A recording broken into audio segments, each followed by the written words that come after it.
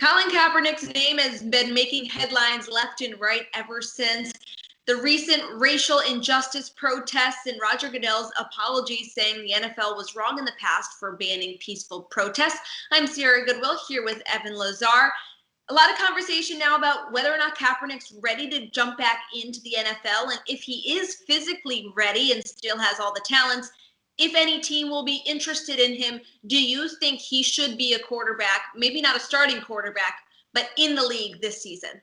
That's the big kind of discrepancy for me, Sierra. It's not that he should be a starting quarterback in the league, because quite frankly, his last year in 2016, he was probably one of the worst starting quarterbacks in the NFL that year. And I don't think that 3 years later, 4 years later, his skills are really going to be better in the point that he's going to be a better quarterback than he was back then. So I think the biggest thing is you look at some of the statistics, 30th in DVOA, 24th in QBR, second to last in completion percentage over expectations. So his accuracy was very poor his last year in the NFL as well. But with that all being said, there's certainly evidence on tape of him doing some good things with his athleticism, with eye manipulation, with arm talent. His ability to move really allows him to run a scheme productively. It just has to be his scheme, and it's something that I think that people get caught up in a little bit too much at times. But in this case, I really think that it holds water that Kaepernick, in order to thrive, you go back even to his Nevada days in college, he's really been in the same offense his entire NFL career, or his entire football career, I should say, from college to the pros. So if you can build that system around him, and you can build a system with a heavy usage of RPOs, shotgun and pistol formations, and you really don't go under center very often, then you can thrive with Colin Kaepernick. Not thrive, but you can be productive with Colin Kaepernick as your quarterback. But it's going to take a very hyper-specific situation to bring out the best in him. The Patriots being brought up a lot as a potential fit for Colin Kaepernick, essentially because they have all the question marks at the quarterback position. And Rob Ninkovich, a former player, said that he wouldn't be a distraction in the Patriots locker room because, as we've heard so many times before, Bill Belichick kind of throws all of that out the window and makes everyone unite as a team and has the focus on the one goal of being the best football team you can possibly put out on the field. Do you think the Patriots would be a good fit for Kaepernick?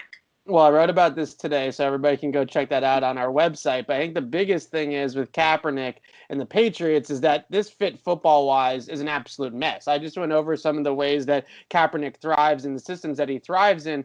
He's a big pistol guy, which means you have the quarterback and then you have the running back directly behind the quarterback. That's called the pistol formation.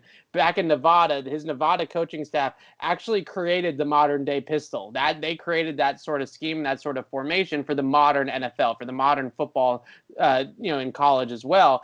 And that's what Kaepernick's ran for the majority of his career. 25% of the time he was in the pistol when he was under Chip Kelly in 2016. And on 50% of the snaps overall for Kaepernick, he's running some sort of option, a read option, a zone read, something like that. So it's a very sort of Lamar Jackson type offense that he was running in San Francisco. And that's what they're going to have to be. The Patriots would have to be for Kaepernick to really work here and really to make sense. And on top of that, the cap angle from it, and I hate the cap angle sometimes because it's like they'll move money around and they'll make it work if they really want to. But the point is the Patriots are dead last right now in the league in salary cap space. They have $650,000 in cap space. If they're going to make a move for a guy like a Kaepernick or a guy like a Cam Newton, then they're going to need to make a substantial move on the books to make that happen. Now, they could release Brian Hoyer and save $1 million in cap space right off the bat. They could release Jermaine Illuminor and save a couple million in cap space right off the bat. Maybe if one of those guys like a Kaepernick or Cam Newton becomes a total bargain, like a Jameis Winston was, where he's only going to be asking for $1 million or $2 million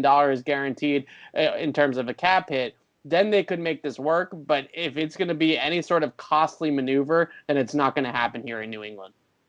Like Evan said, check out his piece on this on our website at clnsmedia.com, as well as all the rest of our Patriots and NFL coverage. And be sure to subscribe to our YouTube channel at Patriots Press Pass.